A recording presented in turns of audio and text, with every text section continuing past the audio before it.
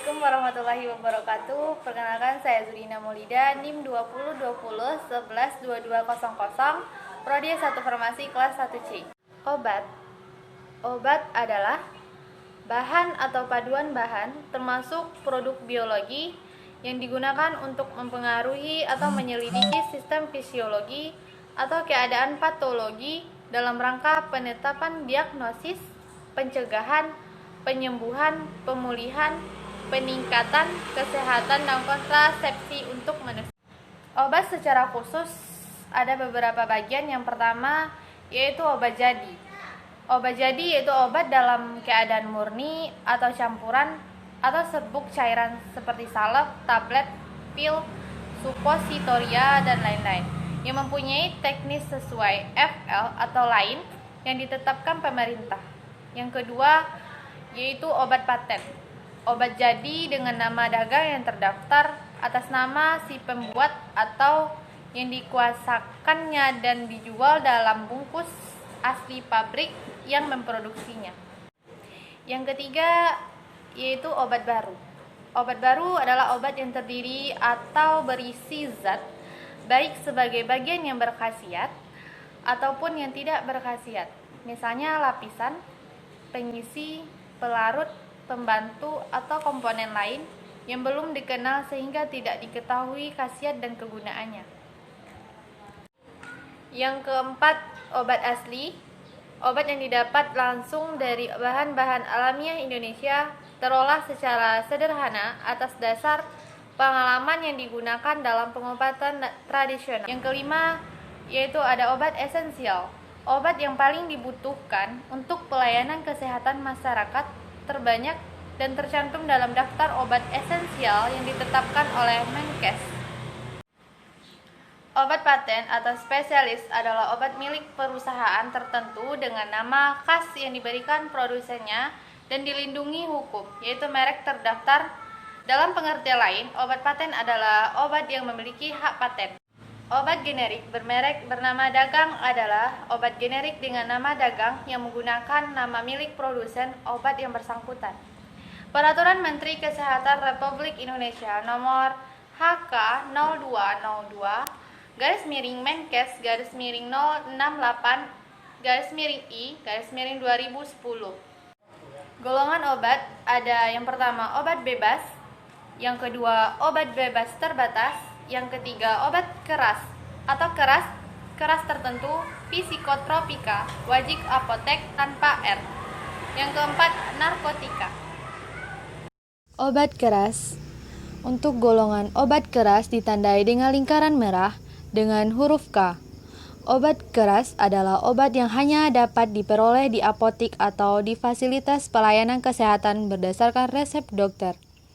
Contoh dari golongan obat keras adalah antibiotik. Yang kedua adalah golongan obat bebas, ditandai dengan lingkaran hijau.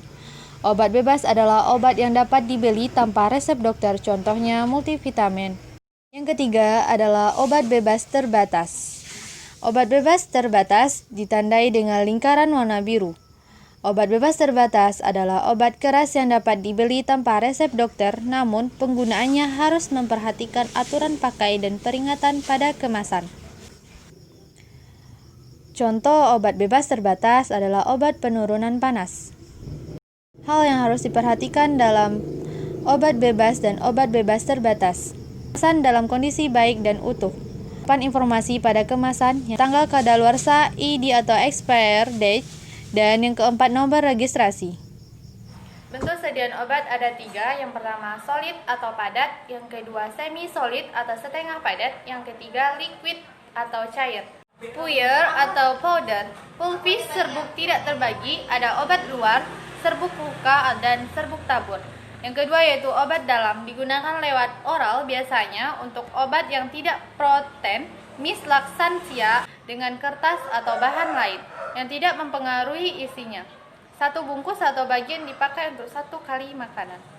Isi tunggal atau dapat merupakan dan konstituen atau fefusulum pembawa obat. Dapat dileluasa menakar dosis. Yang ketiga, dapat leluasa mencampur berbagai macam obat. Yang keempat, cocok untuk anak atau sukar menelan. Yang kelima, murah bila menggunakan bahan baku. Beberapa kerugiannya yaitu terdiri dari ribet atau meracik. Yang kedua, waktu lama. Yang ketiga yaitu mahal atau menggunakan obat yang sudah jadi. Kapsul sama seperti puyer tetapi dimasukkan ke dalam kapsul. Yang kedua, menghilangkan rasa dan bau yang tidak enak. Yang ketiga, dapat dibagi kapsul enterik atau pecah di dalam usus. Yang keempat, dibagi menjadi kapsul keras atau hard capsules yang dapat dipisah antara tutup dan badannya, dapat dibuat di apotik. Dan kapsul lunak soft capsules tidak dapat, badan maupun tutup kapsul tidak dapat dibuat di apotik. Yang keenam, dapat diisi dengan bahan padat maupun cair, bukan air. Yang ketujuh, bahan kapsul dapat dibuat dari gelatin campur, gliserin, dan amilase. Suppositori atau suppositoria terdiri dari yang pertama, bentuk sediaan obat padat yang penggunaannya dimasukkan ke dalam lubang tubuh, misalnya vaginal dan uretral. Yang kedua, dapat melunak atau meleleh, larut atau pecah pada suhu tubuh. Dapat terdiri dari obat tunggal maupun campuran. Dapat berefek sistemik atau asma, antipiretik, pelemas otot atau kejang-kejang, maupun lokal trichomoniasis, hemoroid, dan lain-lain. Digunakan bila yang pertama, obat tidak dapat lewat mulut atau mual, muntah, atau tidak sadar. Yang kedua, kontraindikasi penggunaan oral, pos, operasi, rusak oleh asam lambung, mengiritasi lambung, atau tidak dapat dicerna. Yang ketiga, penggunaan yang lama atau lambat diabsorpsi. Yang keempat, dikehendaki efek lokal atau hemoroid, dan lain-lain. Tablet, suatu massa padat yang berisi satu atau lebih bahan obat dengan atau tanpa bahan tambahan.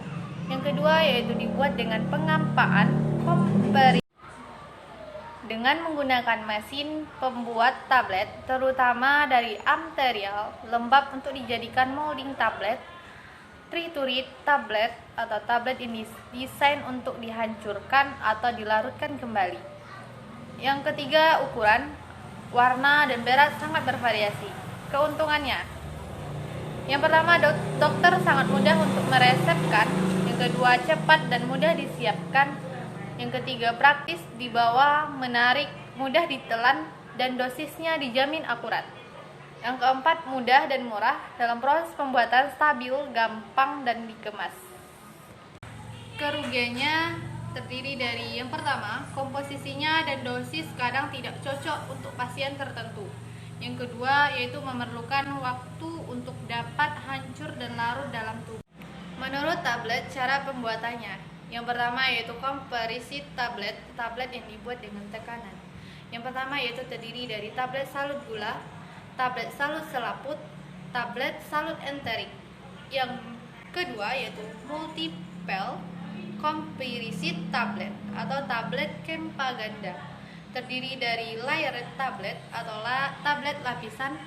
Yang kedua, pre-coated tablet atau tablet inti dan lapis luar. Yang ketiga yaitu pro-rigid action tablet atau compo-relation tablet, dibuat untuk pengobatan dengan periode tertentu, dosis ganda yang diatur pelepasan obatnya melalui A. Delayed action tablet DAT, pelepasan dosis yang kedua ditunda sampai kondisi fisiologis yang memungkinkan.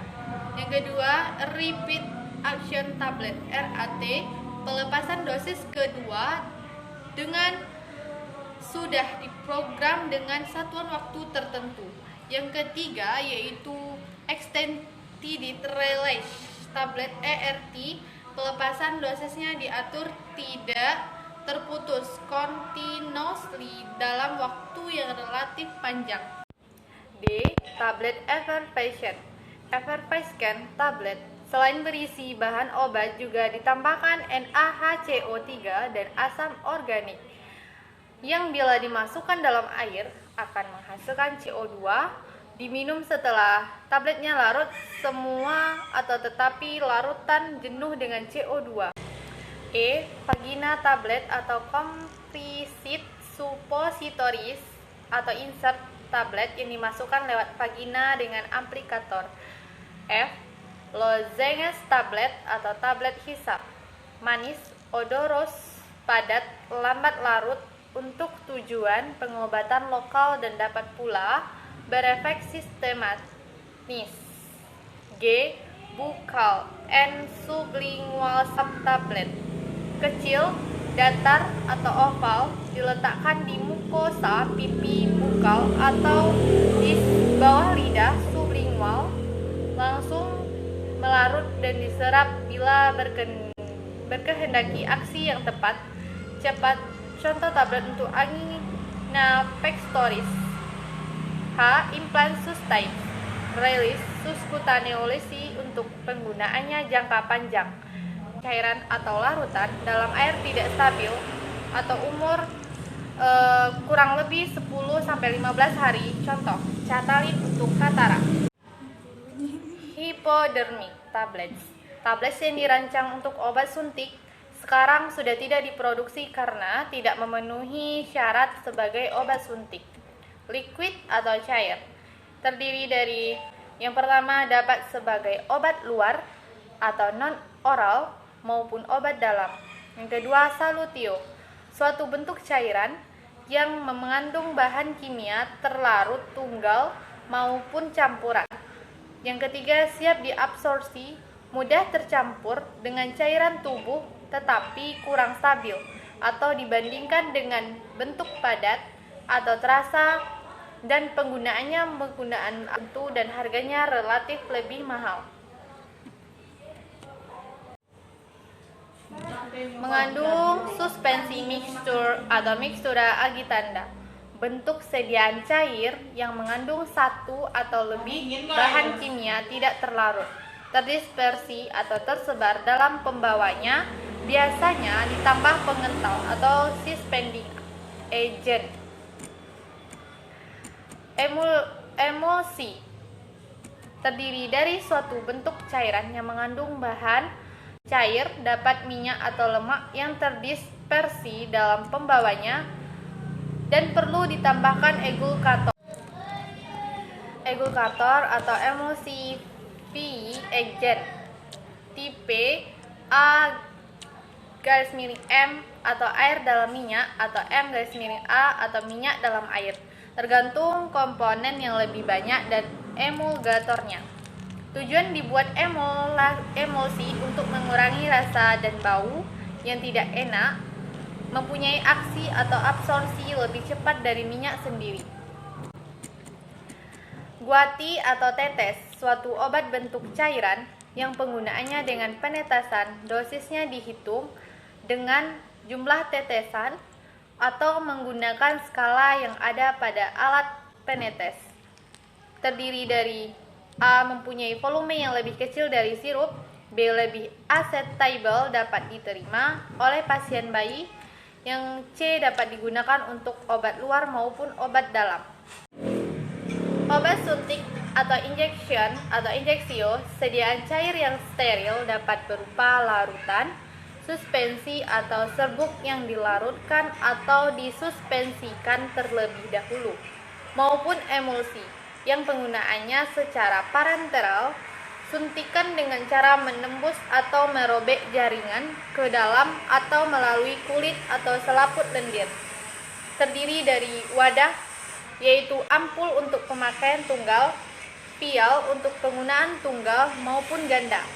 Yang kedua yaitu pelarut, dapat aqua pro injeksio atau minyak atau campuran cairan yang lain, air dan gliserin. Sekian, terima kasih. Assalamualaikum warahmatullahi wabarakatuh. Jika ingin lebih memahami mengenai dunia farmasi, silakan bergabung dengan Fakultas Farmasi Upertis.